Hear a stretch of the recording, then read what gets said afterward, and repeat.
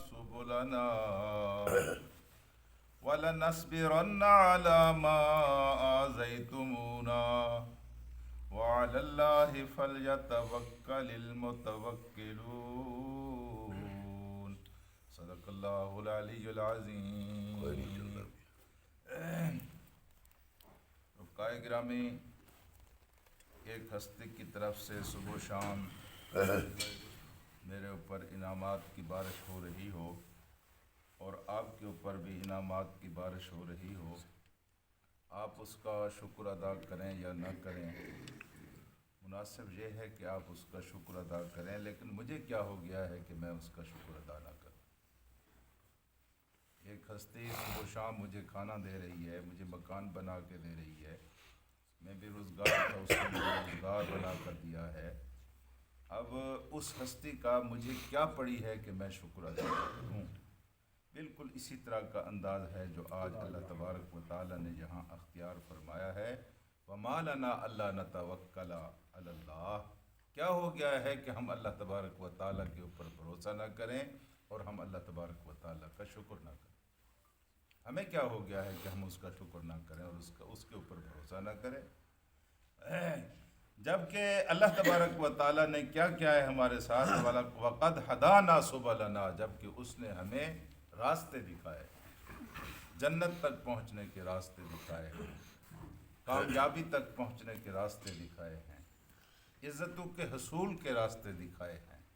اس نے ہمیں صبر کا راستہ دکھایا، اس نے ہمیں صدقے کا راستہ دکھایا، اس نے ہمیں نماز کا راستہ دکھایا، اس نے ہمیں حج اور زکوٰۃ کا راستہ دکھایا، اس نے ہمیں توبہ کا راستہ دکھایا.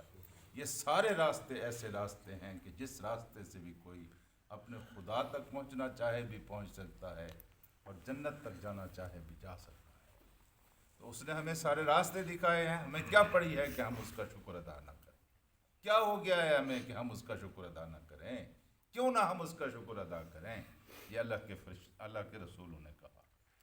اور دوسری بات انہوں نے یہ کی کہ وَمَا كَانَ لَنَا أَن نَّأْتِيَ بِسُلْطَانٍ وَلَنَصْبِرَنَّ عَلَىٰ مَا آذَيْتُمُونَا. ہمیں چاہیے کہ ہم صبر کریں جو تکلیفیں تم ہمیں دے رہے ہو، یہ بھی ہمارے اوپر لازم ہے. ایک صبر، اور دوسری تمہاری طرف سے جو تکلیفیں ہمیں پہنچ رہی ہیں، جو اذیتیں ہمیں پہنچ رہی ہیں، جو مصیبتیں ہمیں پہنچ رہی ہیں، ہم ان کے اوپر صبر کریں. یہ صبر بڑی چیز ہے میرے عزیز دوستو. یقیناً کسی تحریک کی یا کسی فرد کی کامیابی کا تعلق صبر کے ساتھ جڑا ہوا ہے. کوئی تحریک اس وقت تک کامیاب نہیں ہو سکتی جب کہ اس کی پشت کے اوپر صبر کھڑا ہوا نہ ہو. اور کسی فرد کو بھی اللہ تبارک و تعالیٰ اس وقت تک عزت و کامیابی کے راستے کو نہیں پہنچاتا جب تک اس فرد کی زندگی کے اندر صبر نہ ہو. مستقل طریقے سے نیکی کے راستے پر چلتے رہنا، یکسوئی کے ساتھ آگے بڑھتے رہنا، پیچھے نہ ہٹنا، ادھر ادھر نہ دیکھنا، یہ دراصل حقیقی صبر ہے. اذیتوں کے اوپر صبر کرنا یہ بھی چھوٹے لوگوں کا کام نہیں ہے، بڑے لوگوں کا کام. یہ حضور کریم صلی اللہ علیہ وسلم سے ایک دن کہا گیا کہ آپ جو تقسیم کر رہے ہیں اس میں عدل سے کام نہیں کیا گیا ہے. اللہ اکبر. آپ جو تقسیم کر رہے ہیں اس میں خدا کو راضی کرنے کی کوشش نہیں کی گئی. حنین کے موقع پر جب آپ مال غنیمت تقسیم کر رہے تو اللہ کے رسول پی گئے اس بات کو، لیکن آپ نے فرمایا کہ اللہ رحم کرے میرے بھائی موسیٰ پر، ان کو تو اس سے بھی زیادہ اذیتیں دی. پھر کہا کہ اللہ اور اس کا رسول صبر نہیں کرے گا تو اور کون صبر کرے گا؟ مولانا مودودی جلسے سے تقریر کر رہے تھے موچی دروازے میں، بھرے جلسے میں کسی نے ایک چٹ بھیجی کہ مجھے آپ کی بیٹی کا رشتہ چاہیے. تو انہوں نے وہ چٹ پڑھ کر سنا دی. وہ اس کو روک بھی سکتے تھے، چٹ پڑھ کر سنا دی، اور دینے والا کوئی رشتہ لینے تھوڑی آیا تھا، وہ تو آپ کو تکلیف پہنچانے کے لیے آیا تھا. تو انہوں نے جواب ان کا جو دیا وہ یہ تھا کہ بیٹیوں کے رشتے جلسہ عام میں طے نہیں ہوتے. آپ بھی مجھے توقع ہے کہ مسلمان ہے اور میں بھی مسلمان ہوں. اگر واقعی آپ اس کام میں سنجیدہ ہیں تو اس طریقے سے آپ تشریف لے آئیں جس طرح رشتے مانگے جاتے ہیں. امام محمد بیٹھے ہوئے ہیں، حضرت امام ابو حنیفہ بھی تشریف رکھتے ہیں. کافی عرصہ ہو گیا ہے کہ امام ابو حنیفہ کے والد محترم فوت ہو گئے. اب ایک آدمی آیا ہے اور اس نے آ کر مجلس میں بھری مجلس میں کہا ہے کہ ابو حنیفہ مجھے آپ کی ماں کا رشتہ چاہیے، میں اس کے ساتھ نکاح کرنا چاہتا ہوں۔ اب اتنا بڑا نام، اتنے سارے شاگرد بیٹھے ہوئے ہیں، تو امام ابو حنیفہ چپ ہو گئے۔ پھر انہوں نے کہا جی دیکھیے میری ماں عاقلہ بالغہ ہے اور بہت بڑی عمر کی ہے، میں تو کوئی جواب نہیں دے سکتا، البتہ تم آئے ہو اور میں جا کر اپنی ماں سے پوچھتا ہوں، پھر تمہیں جواب دے سکتا ہوں۔ امام ابو حنیفہ اندر چلے گئے اور وہ آدمی اس اثنا میں ہنستا رہا، یہ یعنی امام ابو حنیفہ کی اس بے بسی پر ہنستا رہا۔ اور امام ابو حنیفہ جب اپنی ماں کے پاس گئے تو ماں کے پاس جانے سے پہلے وہ سجدے میں گر گئے، اس نے اللہ یہ مشکل صورتحال ہے، میں کیا کروں، اپنی بوڑھی ماں کو یہ بات میں کیسے جا کر کہوں اور کس طرح میں اس کا اظہار کروں، اس کو بھی میں کہہ آیا ہوں۔ اور پھر اپنی ماں تک نہیں پہنچے، واپس آئے، جب واپس آئے تو اس آدمی نے وہاں تڑپ تڑپ کر جان دے جی، وہاں تڑپ تڑپ، اس لیے کہتے ہیں کہ کسی کا صبر نہ پڑے آپ کے اوپر، اس سے بچتا رہے انسان، کسی کو آپ اتنا کارنر کر دیں، دیوار کے ساتھ لگا دیں کہ اس کا صبر آپ کے اوپر پڑ جائے، یہ تخت ہلا دیتا ہے، حکومتیں گرا دیتا ہے۔ یہ محمد رسول اللہ صلی اللہ علیہ وسلم کے ساتھی تھے اور انہوں نے صبر کیا تھا، جس کی وجہ سے مشرق بھی اڑ گیا اور مغرب بھی اڑ گیا، اور اللہ تبارک و تعالیٰ نے آپ کو عزت و کامیابی عطا فرمائی۔ جی، خصوصاً وہ لوگ جو آپ کے اوپر ڈیپینڈ کرتے ہیں، آپ کے اوپر انحصار ہے۔ ایک یتیم بچہ ہے آپ کی حویلی میں پلتا ہے، آپ اس کے ماموں ہیں، آپ اس کے چچا ہیں، آپ اس کے بڑے بھائی ہیں، آپ اس کے اوپر ظلم کریں گے، وہ بیچارہ کہاں جائے گا، کس سے جا کر شکایت کرے گا؟ اس لیے اس کا صبر۔ ایک بیٹی اب بیاہی گئی ہے، آپ کے گھر میں لائی گئی ہے، گھر کی چار دیواری میں، رات دن آپ اس کے مالک ہیں، آپ اس کے اوپر ظلم کرتے ہیں، وہ کس کو جا کر کہے؟ جب وہ جا کر کسی کو کہتی ہے تو چار باتیں آپ بھی سہرا دیتے ہیں۔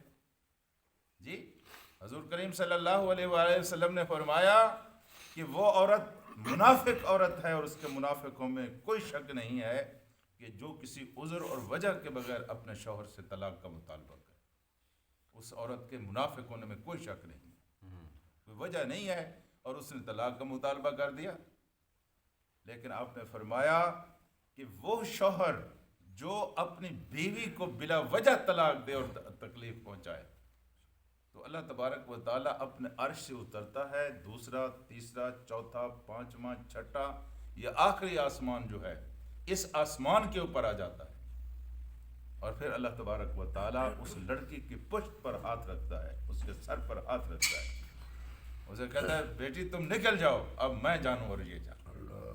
عورت نکل جاتی ہے، پھر اللہ اس کے پیچھے لگ جاتا ہے، کبھی اس کی ٹانگ توڑ دیتا ہے، کبھی اس کو رسوا کر دیتا ہے۔ تو میرے دوستو، نہیں بس کسی کا صبر نہ پڑے، کسی کا صبر پڑ گیا بس رل گیا۔ مظلوم کا اگر صبر آپ کے اوپر پڑ گیا تو پھر آپ کا کچھ نہیں بچتا۔ تو یہ نبی جتنے بھی آئے ہیں، انہوں نے اسی صبر کے راستے سے اپنے مقصد تک پہنچنے کی کوشش کی ہے۔ تو یہاں بھی یہی کہا گیا کہ ہمیں چاہیے، ہمیں کیا ہو گیا ہے کہ ہم اللہ کے اوپر توکل نہ کریں جس نے ہمیں سیدھا راستہ دکھایا۔ وَلَنَصْبِرَنَّ عَلَىٰ مَا أَذَيْتُمُونَا، تمہاری طرف سے جو ہمیں اذیتیں پہنچ رہی ہیں، ہم اس کے اوپر ہر حال میں صبر کر کے دکھائیں۔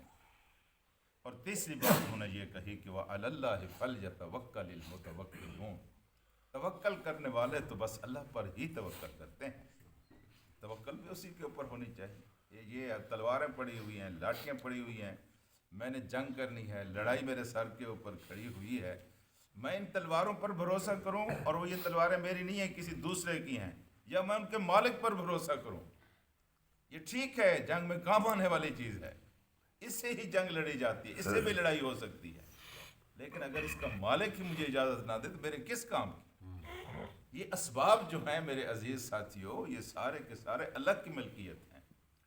اللہ اگر آپ کے اوپر راضی ہے اور آپ اس کے اوپر بھروسہ کریں گے تو یہ لاٹھیاں بھی آپ کی ہیں، یہ تلواریں بھی آپ کی ہیں، پھر یہ سارے کام آپ کے ہو جائیں گے۔ اس لیے اللہ پاک نے جو تعلیم دی ہے وہ یہی تعلیم دی ہے کہ اسباب کی بجائے مسبب الاسباب کی طرف رجوع کرو، اپنے اسباب کے اوپر، اپنی صلاحیتوں کے اوپر، اپنی محنتوں کے اوپر، اپنی قابلیتوں کے اوپر، اپنی ملکیتوں کے اوپر، جو کچھ تمہارے پاس موجود ہے اس کے اوپر کم اعتماد کرو، اس کی بجائے اس پر اعتماد کرو جو ان ساری چیزوں کا مالک ہے۔ اور جس کو ان کے اوپر اعتماد کرنے کا ڈھنگ آیا، یقین فرمائیے زندگی کی کوئی بازی وہ نہیں ہارتا، اور آخرت کی بھی کوئی بازی وہ نہیں ہارتا۔ دنیا میں بھی اس کو عزت ملتی ہے، آخرت میں بھی اس کو عزت ملتی ہے۔ اللہم صلی علی سیدنا و مولانا محمد